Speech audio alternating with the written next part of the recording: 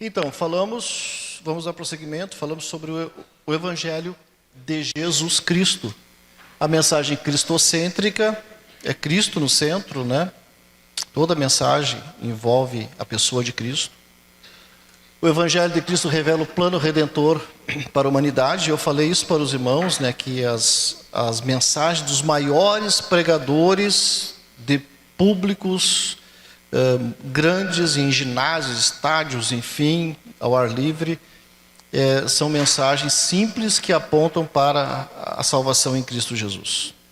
Então, a gente precisa retomar isso e pensar, irmãos, eu vou falar sobre a salvação, vai falar sobre a salvação, mas esse é o nosso objetivo, né, irmãos? Que nós temos o Evangelho de Cristo. A mensagem da cruz, né, já lemos aqui para os irmãos, e o verdadeiro Evangelho aponta para a salvação, ou seja, para a solução do pecado da humanidade, já que todos pecaram e destituídos estão da glória de Deus. É necessário, então, ouvir essa mensagem para que a pessoa se arrependa e também seja alvo, né, da redenção. Muito bem. E o falso evangelho? O falso evangelho. Pois é. Agora, irmãos, temos alguns problemas, porque o falso evangelho, ele é antropocêntrico.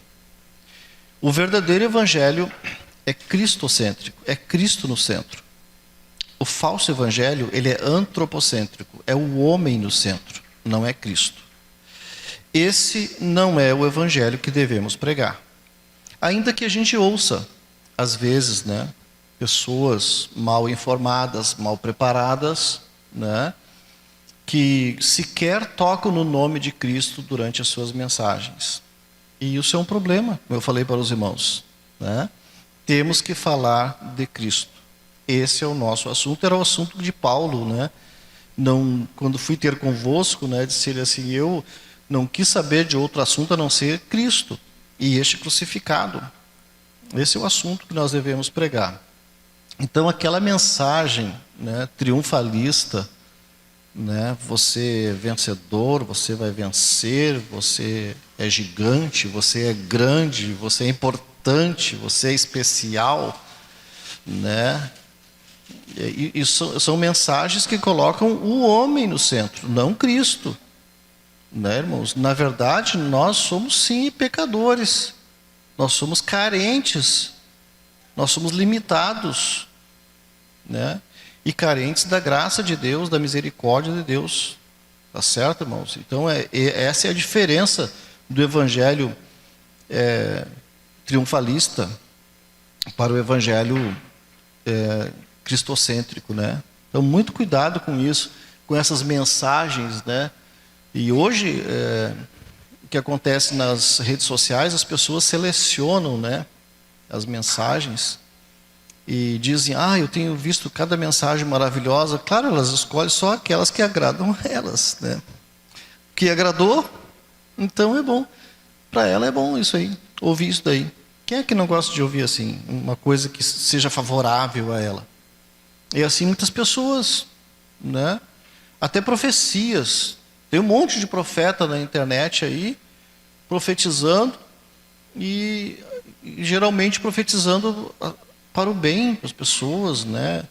Deus vai derrotar teus inimigos e tal, aquilo que fizeram mal para ti, né? Eles vão colher e você vai ser vencedor, né? E coisas do tipo. E às vezes as pessoas, de vez em quando, me mandam até, irmão, o senhor tem que ouvir essa mensagem. Não adianta mandar para mim, que eu não vou ouvir nem ver. Viu, irmãos? Não. Ora, essa mensagem não é para mim, né? Profecia não é para mim. Quando Deus quer falar comigo, Ele usa alguém, um de vocês aí, tem dom de profecia, e vem profetizar para mim. Agora eu vou lá selecionar uma profecia na internet e dizer que é para mim. Deus vai dizer assim, mas eu nem falei contigo. Nem era para ti isso aí. Né? E assim, irmãos, eu vejo, já falei para os obreiros, que a mensagem que a gente prega, irmãos, É assim, ó, você está escalado para pregar, você vai levar uma mensagem em algum lugar, você vai orar, vai pedir para Deus e Deus vai te dar a mensagem que é para aquele dia, para aquele horário, para aquelas pessoas que estão lá, para aquele culto lá, e é para lá. Né? Tem gente que pega a mesma mensagem e fica pregando. Não, só um pouquinho. Deus mandou aquela mensagem para aquelas pessoas lá, naquele dia. Porque tinha alguém que precisava ouvir aquilo lá, né? Então, irmãos, já aconteceu isso muitas vezes, né? A gente vê essas coisas e eu fico muito preocupado quando as pessoas querem fazer esse tipo ou assumir esse tipo de conduta, né? Então, os obreiros têm que se cuidar com isso. A gente vai pedir uma mensagem que seja para aquele dia, para aquela hora, para aquele público que vai estar lá. Eu sempre digo, Senhor, eu não sei quem que vai estar lá para ouvir a mensagem, mas para aquelas pessoas que estão lá, qual a mensagem que o Senhor quer que eu fale? É o Senhor que tem que saber o que vai falar, não sou eu que vou escolher para agradar A ou B. Eu sei que estarão lá os meus amigos e tal, visitando, então eu vou fazer uma pregação que agrade eles, para eles poderem se sentir bem e voltar, né? Isso não é mensagem de Deus, irmãos, não.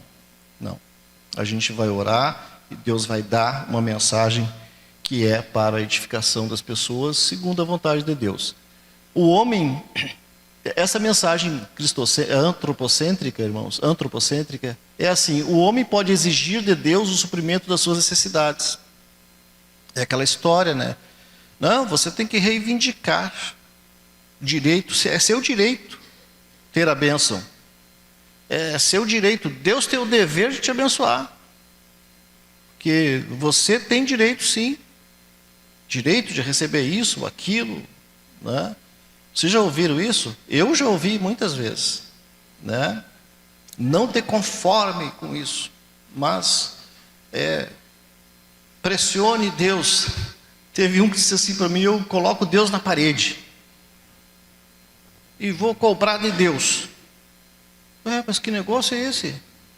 Onde é que você ouviu um texto bíblico que permite que você coloque Deus na parede? Não, irmãos, não. Se Deus nos dá alguma coisa é pela sua bondade, a sua misericórdia, não é pelos nossos méritos, é para que o nome dele seja glorificado e não nós sejamos exaltados. Não, irmãos. Então vejam, o evangelho antropocêntrico é assim, o homem tem que exigir de Deus, e você tem que exigir de Deus. Afinal de contas, você é eleito, né? Eleito, escolhido, então exige de Deus a bênção. Não, irmãos, não. Deus nos dá sim, por misericórdia, por bondade dele, ele supre as nossas necessidades. O evangelho antropocêntrico, ou o falso evangelho, ele promete facilidades e prosperidade para as pessoas, não é? Ele não fala em arrependimento, não fala em cruz, não fala em mudança de vida, não fala em novo nascimento, não fala em abandono de pecado, não, mas ele fala de prosperidade. Você nasceu para ser vencedor, você vai vencer, você é vencedor, né? Você vai ter muito dinheiro, você vai ter um carro novo, recebe aí, levanta a tua mão aí, recebe a chave da tua casa, a chave do teu carro, recebe isso, recebe aquilo. É assim ou não é? É. O evangelho antropocêntrico, o falso evangelho, ele é assim, ele promete prosperidade. E eu pergunto para os irmãos, vocês já leram a Bíblia toda? A maioria dos irmãos certamente já leu. Pelo menos o Novo Testamento ou os evangelhos vocês já leram. Em algum versículo bíblico está escrito que Jesus prometeu casa, carro para alguém? Não, né? Não. Ele disse, olha, vocês quiserem vir após mim, neguem-se a si mesmos, tomem a sua cruz e sigam-me. E ele disse assim, ó, no mundo vocês terão tudo de bom. Vai ser uma bênção, não vai faltar saúde, não vai faltar dinheiro, conta bancária recheada, casa farta, família feliz, todo mundo feliz. Foi isso que ele prometeu? Mas que evangelho que a gente está ouvindo então? Ele disse: no mundo tereis aflições. Então, quem prega esse tipo de mensagem, irmãos, sobre o caminho estreito, a porta estreita, que no mundo tereis aflições, etc, tal, que tem que abandonar o pecado, que tem que nascer de novo, esses aí não são convidados para pregar em lugar nenhum. Não são. Não são. Porque a mensagem deles não satisfaz os anseios das pessoas. Eu quero me sentar e ouvir assim que Deus é tão bom, que Ele não se importa que eu seja qualquer coisa, que eu faça qualquer coisa, porque Ele é bom, Ele é misericordioso, né? E Ele não se importa se a minha vida está errada, se está certo, se eu estou em pecado. Se Ele me ama, está tudo bem. É assim. Mas o evangelho falso, ele é assim, ele promete aquilo que Deus não prometeu. Tá, irmãos? Então, facilidades, prosperidade. Agora, é claro, né, irmãos? Eu entendo perfeitamente que Deus quer o melhor para nós. Claro que quer, irmãos. Deus quer o nosso conforto, quer o nosso bem-estar, quer a nossa saúde. Ele quer tudo isso. Mas isso tudo não é prioridade no reino de Deus. Não, nem a nossa saúde, irmãos. Porque a saúde é para esta vida aqui. É ou não é? A saúde é para esta existência aqui.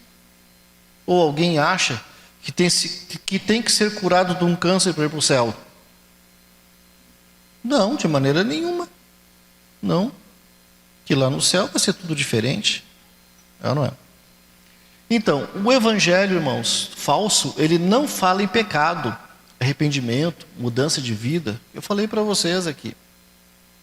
O evangelho de Cristo fala em arrependimento, em abandono do pecado, em nova vida, nascer de novo. Mas o evangelho falso, ele não cita, ele não menciona isso.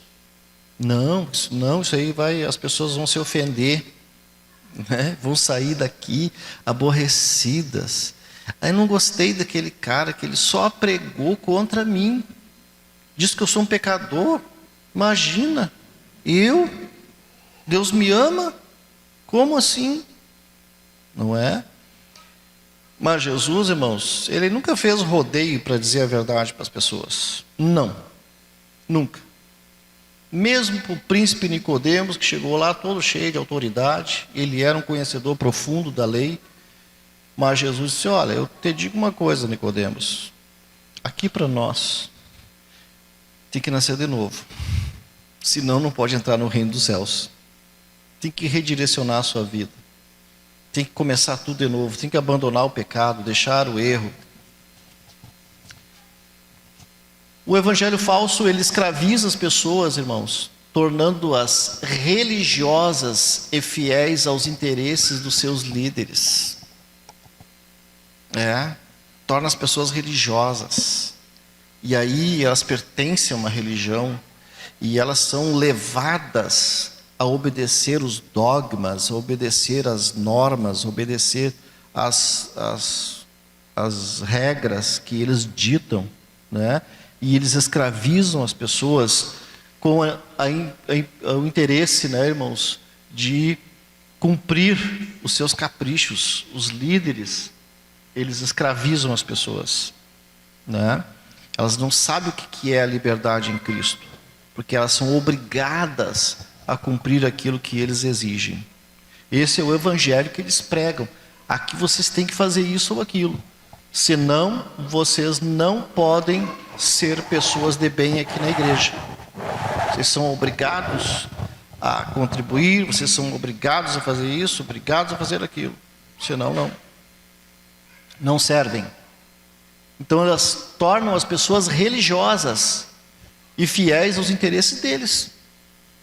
Que quem se dá bem, digamos assim, são eles. E o povo é submisso, é escravizado, tem que fazer o que eles estão mandando, o que eles querem.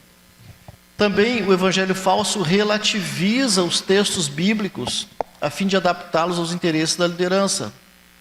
Irmãos, os textos estão escritos, mas não é bem assim. Tem uma uma tolerânciazinha aqui ou ali, né? Não, deixa para lá, que aqui está tudo bem. Você está trazendo o seu dízimo, não tem importância. Bem assim, né? Não, isso aí foi lá naquele tempo, tal. É aquela história que eu falei, não, isso aí Paulo escreveu porque tinha um problema lá entre aquelas mulheres lá. Foi isso, não tem nada a ver com a gente. Então vamos relativizando o texto daqui e dali. Né? Para quê, irmãos? Para que essas pessoas se adaptem aos interesses deles. E aí eles manipulam as pessoas, irmãos. E eu vejo assim, irmãos, a experiência que eu tenho, assim, que é muito fácil de manipular as pessoas. Sabe, irmãos, que quanto menos conhecimento as pessoas têm, mais fácil de a gente manipular elas. Quando a gente dá conhecimento para as pessoas, instrui as pessoas, elas se tornam críticas. Opa, só um pouquinho. Não é assim que está escrito. Opa, só um pouquinho, pastor. Então, eles não dão conhecimento para as pessoas. E quando podem, relativizam os textos para que os seus interesses permaneçam, prevaleçam. Né? E vocês já viram aquela história, né, irmãos? Quanto menos educação você der para as pessoas, melhor para a liderança, para quem governa. Por quê? Porque fica uma massa de manipulação muito fácil. Leva para cá, leva para lá. As pessoas não pensam, as pessoas não criticam, as pessoas não sabem argumentar, não sabem questionar, porque não foram ensinadas, não aprenderam. Né? E assim, irmãos, por incrível que pareça, na igreja também não é diferente. Mas aqui, irmãos, nós temos um empenho, nós temos um esforço, né, de manter os irmãos instruídos, ensinar os irmãos a palavra como ela é. Querem questionar? Questionem, critiquem. Demonstre o pensamento de vocês, que a gente vai conversar. É isso. Bem, irmãos, ensinar um falso evangelho, olha aqui, não gera pessoas salvas, gera pessoas religiosas. Uma frase que alguém disse. Ensinar um falso evangelho não gera pessoas salvas, gera pessoas religiosas. E isso acontece muito. É o que nós estamos vendo aqui. O falso evangelho, ele não leva as pessoas à salvação, mas leva as pessoas a uma religião. Isso sim. E isso é muito triste, né, irmãos? Porque as pessoas se iludem, elas se enganam, pensando que estão salvas por estarem na igreja A, na igreja B, na igreja C, mas elas não estão. Elas estão sendo manipuladas. E isso é muito triste. Tá? E o falso evangelho grita: venha tomar posse da sua bênção. Enquanto o verdadeiro evangelho diz: arrependa-se dos seus pecados. Tanto quando você ouvir esta mensagem, venha tomar posse. Toma posse, irmão. Toma posse, irmã, da tua bênção. Esse é o falso evangelho. O verdadeiro evangelho é: arrependa-se dos seus pecados. Entrega a tua vida para Cristo. Viva em novidade de vida. Muda de vida. Pensa diferente. Obedeça à palavra. Aceita a correção do Senhor. Esse evangelho aí está certo. E eu lembro, irmãos, muito claramente nos tempos da nossa juventude, quando nós ouvimos uma mensagem cristocêntrica, uma mensagem vinda, né, do céu para nós, em que Cristo era o centro, em que Deus falava conosco e nos corrigia. Muitas vezes nós saímos chorando da igreja, mas agradecidos e dizendo: graças a Deus que Deus me ama. Porque a Bíblia diz que Deus açoita aquele a quem Ele ama. Ele não quer nos deixar numa vida fácil, numa vida pecaminosa, numa vida de facilidades, mas Ele quer nos deixar numa vida transformada, salva. Não adianta, irmãos, a gente brincar de igreja, brincar de evangelho, brincar de pregação. Não adianta. Isso não vai levar ninguém a nada. e pode não levar nem ao céu.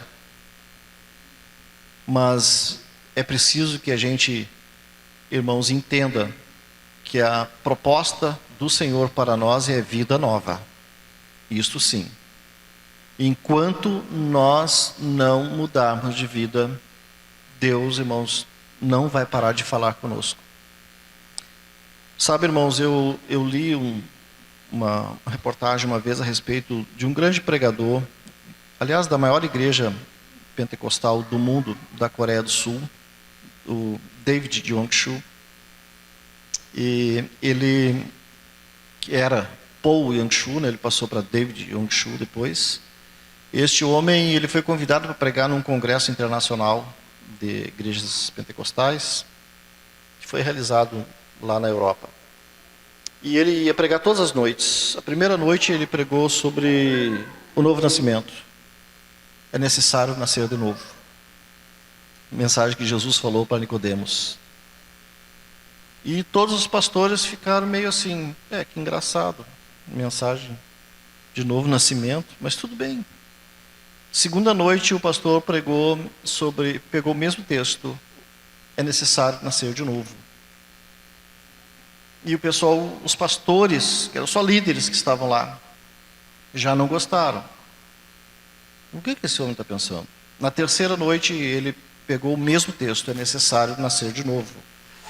E aí no dia seguinte as pessoas, os pastores procuraram ele e disseram: pastor, eu não sei se o senhor está consciente, mas o senhor está pregando para a liderança internacional de vários países do mundo, só líderes, pastores que estão aqui, e o senhor está pregando sobre o novo nascimento. Uma mensagem básica. O senhor está ciente de que o senhor está pregando para pastores? E nós esperávamos outra mensagem. Confessamos. E o pastor Chu disse assim: enquanto vocês não nascerem de novo, eu vou continuar pregando sobre o novo nascimento. E foi até o fim. Sobre o novo nascimento. Esta é a mensagem que Deus tem para nós. Este é o verdadeiro evangelho, irmãos, que nos leva à mudança de vida. Porque para chegar no céu não é de qualquer jeito. Não é mesmo. Viu, irmãos? E eu não quero enganar vocês. Não quero iludir vocês. Enquanto eu for o pastor de vocês, eu vou insistir com isso. Para que os irmãos se arrependam.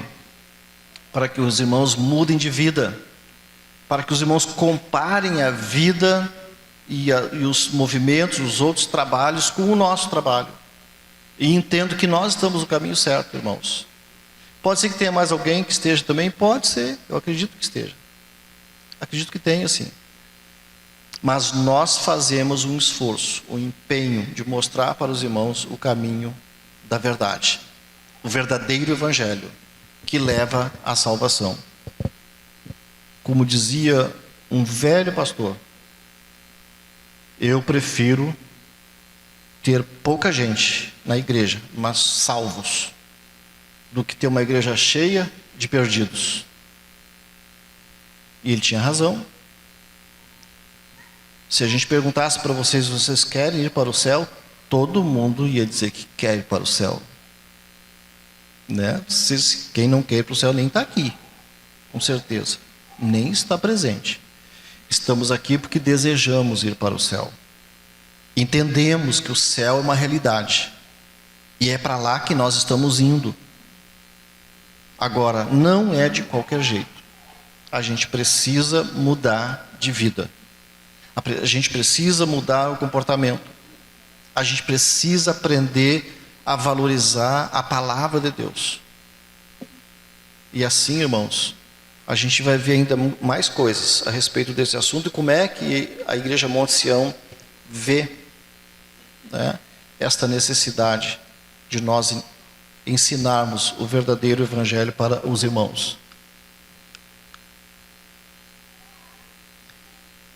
Bom, eu acho que eu vou encerrar por aqui falando um pouquinho sobre a doutrina dos apóstolos. Fazemos parte, irmãos, da igreja neotestamentária e pentecostal. Por isso devemos conhecer e praticar os padrões estabelecidos por Jesus Cristo em seu evangelho e pela doutrina dos apóstolos que escreveram inspirados pelo Espírito Santo. Tá? Então, mesmo os apóstolos que escreveram, não escreveram coisas da cabeça deles. Como disse o apóstolo Paulo, escrevendo aos Coríntios: quando eu fui ter convosco, não fui com palavras persuasivas de sabedoria humana, para que a vossa fé não se apoiasse na sabedoria de homens, mas no poder de Deus.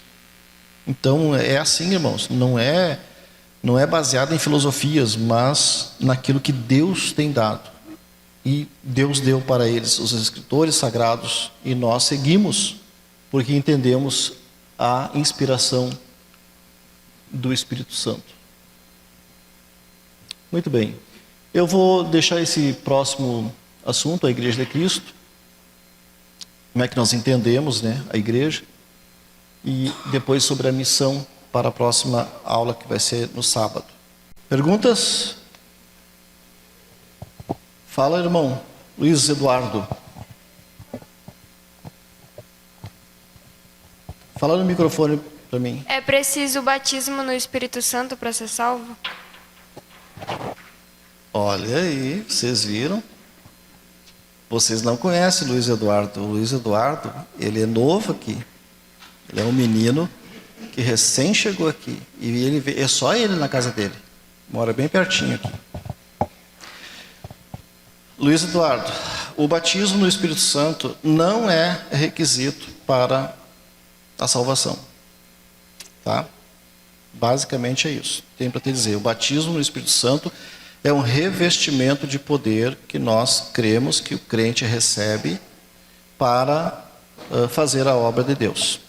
E Jesus disse, né, em Atos capítulo 1, versículo 8, mas recebereis a virtude do Espírito Santo que há de vir sobre vós, e ser-me-eis testemunhas, tanto em Jerusalém como em toda a Judéia e Samaria e até os confins da terra. Portanto, é um revestimento, como os discípulos foram revestidos no dia de Pentecostes, falaram em línguas estranhas e foram revestidos de autoridade, de ousadia, de poder para pregar o Evangelho. Né? Não que as pessoas que não são batizadas do Espírito Santo não possam pregar o Evangelho. Vão pregar, sim. Vão testemunhar, sim. E vão produzir bons frutos, vão. Mas o batismo do Espírito Santo é um revestimento importante para nós que somos pentecostais. Nós entendemos assim. Tudo bem? Respondido, Luiz Eduardo? Mais alguém? Sobre a incrementação de elementos do culto judaico nas igrejas de hoje em dia, em qual parte do falso evangelho que isso entra? Seria na parte mais de trazer elementos para uma valorização humana, assim, na questão do triunfalismo, ou mais de uma coisa que é invenção mesmo? Interessante, né, irmãos? Há uma tendência hoje de algumas igrejas neopentecostais, eu diria, e essas neopentecostais, elas estão influenciando as igrejas pentecostais clássicas no uso de elementos da religião judaica, como o candelabro, por exemplo, a arca, né, a bandeira de Israel ali colocada, enfim. Isso nada tem a ver com a Igreja de Cristo. Não. Esses símbolos, esses elementos são da fé judaica. É para o povo judeu, para o judaísmo, eles não usam. E deixa eles usar, sem problema nenhum. Mas é deles. Nós não temos nada, nós não temos nenhuma ligação com isso, porque não diz respeito à fé que nós exercemos, que é a fé pela graça, através da graça em Cristo Jesus. Né? Esses elementos, e muitos deles foram introduzidos por Deus lá no Antigo Testamento para o povo judeu. Não é para nós. E os judeus até hoje ainda não entenderam, né? Na sua maioria, não entenderam ainda o Evangelho e nem recebem Jesus como o Messias de Deus. Então não tem razão nenhuma para nós adotarmos elementos judaicos no nosso culto. Mais alguma? Só um pouquinho, ele vai trazer o microfone. Mas todo crente deve desejar o batismo com o Espírito Santo, né, pastor? Voltando sobre o batismo no Espírito Santo, ele É assim, é interessante, é importante que todo crente deseje receber o batismo no Espírito Santo, pela razão de que é um revestimento, né, espiritual. Eu acho que ele é importante, sim. E quem não é batizado no Espírito Santo deve desejar, sim, receber, que é porque pela sua importância. Mas, como já foi dito e eu respondi para o Luiz Eduardo, não é requisito para a salvação, que a Bíblia não diz.